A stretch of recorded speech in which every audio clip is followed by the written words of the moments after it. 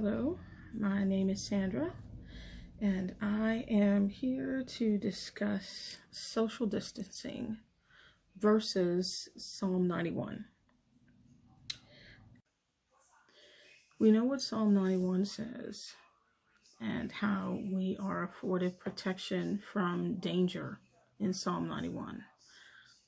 But does Psalm 91 give us license to shun social distancing in this season? In other words, is Psalm 91 a license or a reason that we should be able to disobey the modern conventional wisdom that we have to stay 6 feet apart, to wear a mask when we're out in public, to wash our hands several times a day, or to, keep our gatherings to a certain number, 10 or less, 6 or less, whatever it is currently in your state. Because I know New York was 1 or 2, whereas the state of Virginia, last time I checked, was 10. So different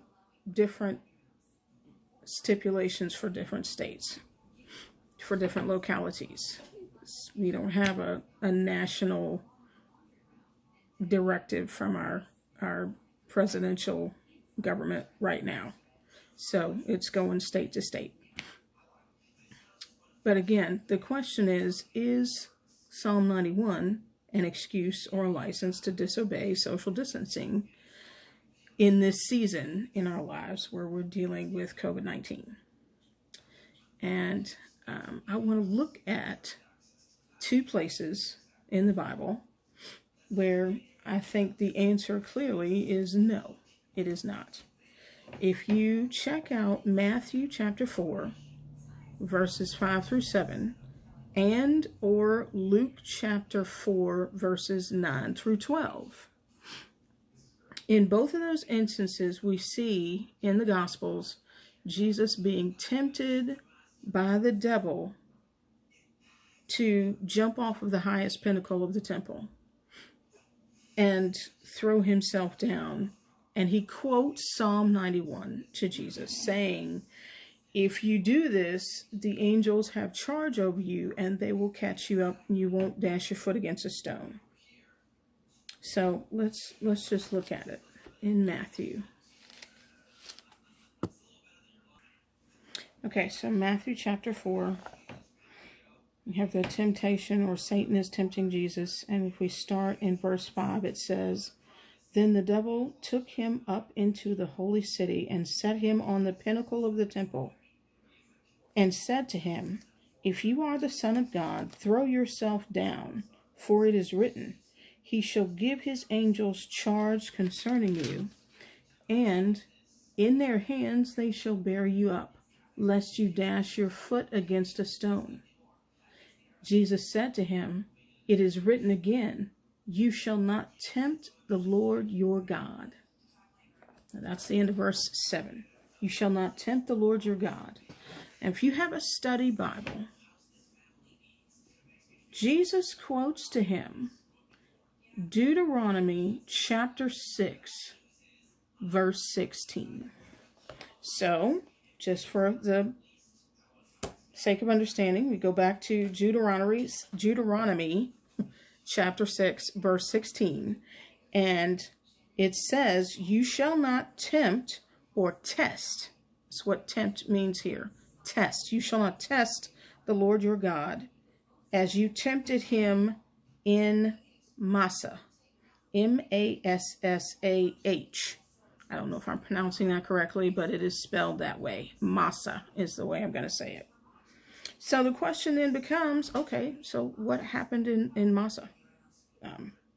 And to find that out, you have to go back again to Exodus chapter 17 and verses 1 through 7. That's where the story is told. Exodus chapter 17, verses 1 through 7. Now, in Exodus chapter 17, what you're getting is a story of the children of Israel who have come out of Egypt. They have been delivered from the from the Egyptians. And now they are in a place where they don't have water. Okay? So God has led them by his pillar of cloud by day and the pillar of fire by night to give them light. He has led them to this place in the desert or in the wilderness where there's no water. And of course, they're thirsty and they're complaining about the fact that they don't have any water. So they speak to Moses. They say, did you bring us out here to have us delivered from the Egyptians and bring us out here so that we and our children and our livestock could all die of thirst? We're thirsty, right? And to which Moses responds to this in verse 2. Right. In verse 2, he responds this by asking this question: why do you contend with me? Why do you tempt the Lord? That's what he asks the children of Israel. Well, basically, that thirst is dealing with him so much that they're ready to stone him. So he goes to cry out to the Lord, his God. The people are ready to stone me. What am I going to do? God responds to him by telling him to go out to a certain rock in Horeb. I will stand in front of you, and I want you to strike the rock in front of the elders of the children of Israel, and water will come out of the rock and water the flocks and water the people. They will have water. So that's what Moses is told to do. But if you look at verse 7, you get this clue. Now, look at verse 7. Moses renames the place Massa and Meribah, or tempted and contention. Notice the question at the end of verse 7. Because the Israelites, and that's my paraphrasing, because the Israelites tempted the Lord, saying, is the Lord among us or not? Is the Lord among us or not? Think about that question. Is the Lord among us or not? Okay. Think about or consider all of the miracles that the children of Israel have observed recently in their lives. They have been delivered from Egypt, but it took some work, right? God sent 10 plagues on the land of Egypt in order to motivate Pharaoh to let his people go.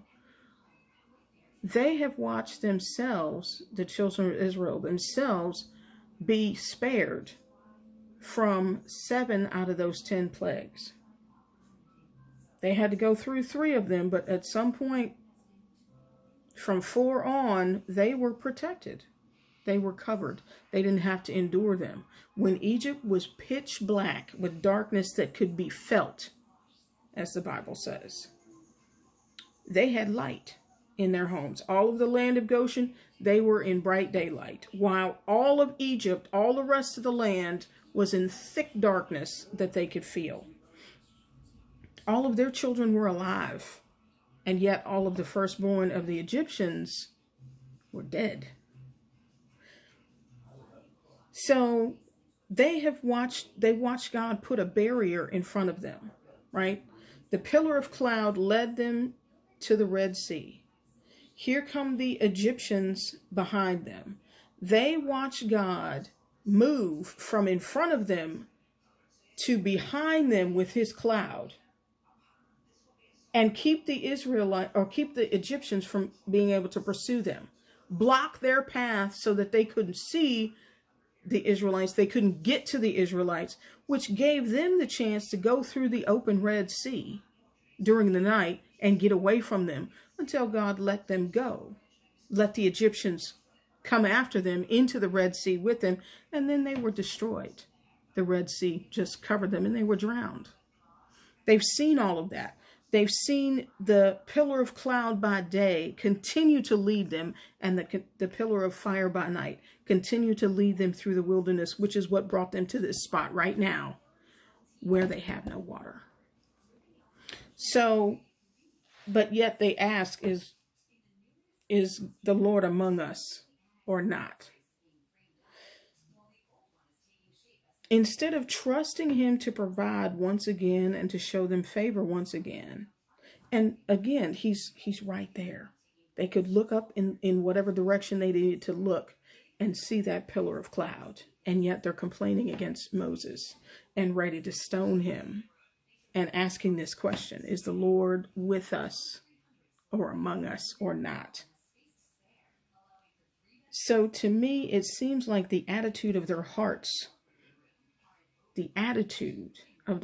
is more the issue than the fact that they needed water.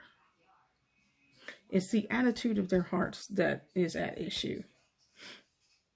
Now, going back to Jesus' exchange with Satan on the temple pinnacle,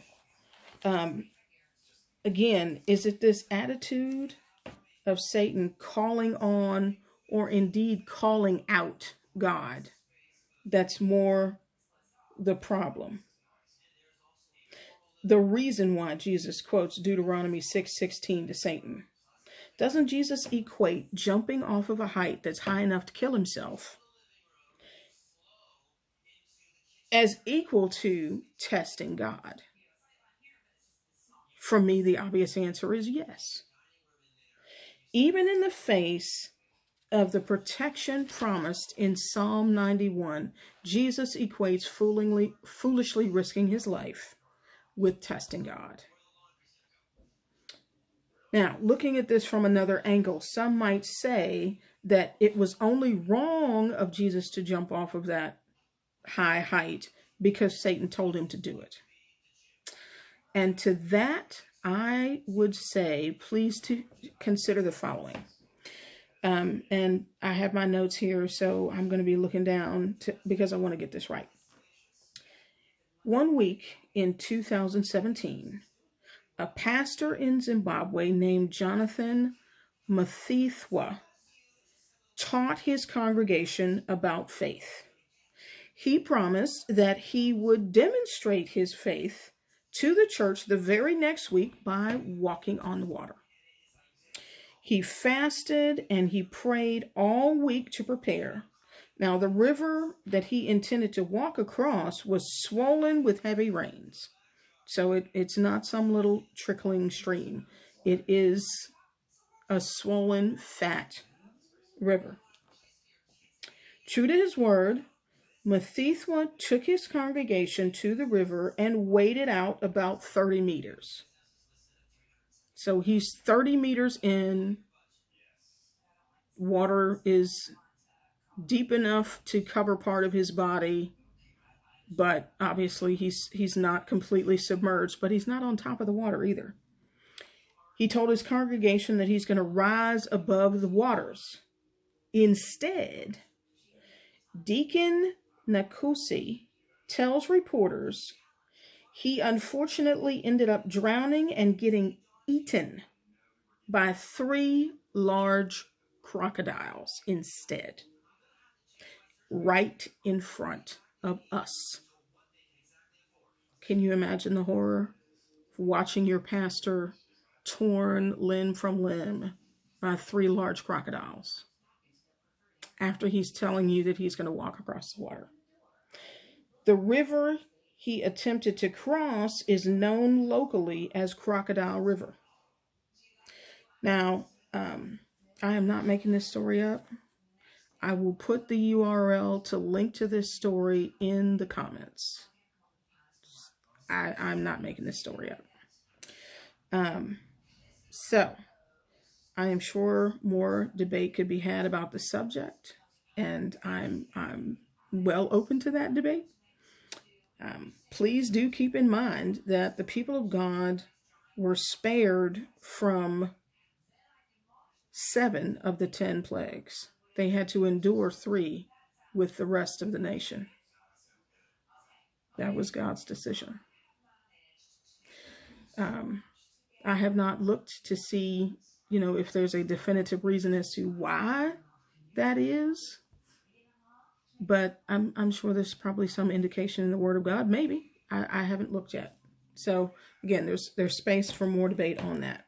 For me, the fact that Jesus refused to bait the Father or to be baited into testing God's ability to save him from dangerous actions is enough for me to practice safety in this season and do the social distancing that has been prescribed until we have better information, right? And to stay home. So again, if anybody wants to discuss it, I just ask, please make your comments respectful. I would love to see where you would think something would be different, but to me, Psalm 91 is not an excuse or reason to discard social distancing at this time, at this season in the world. Talk to you soon.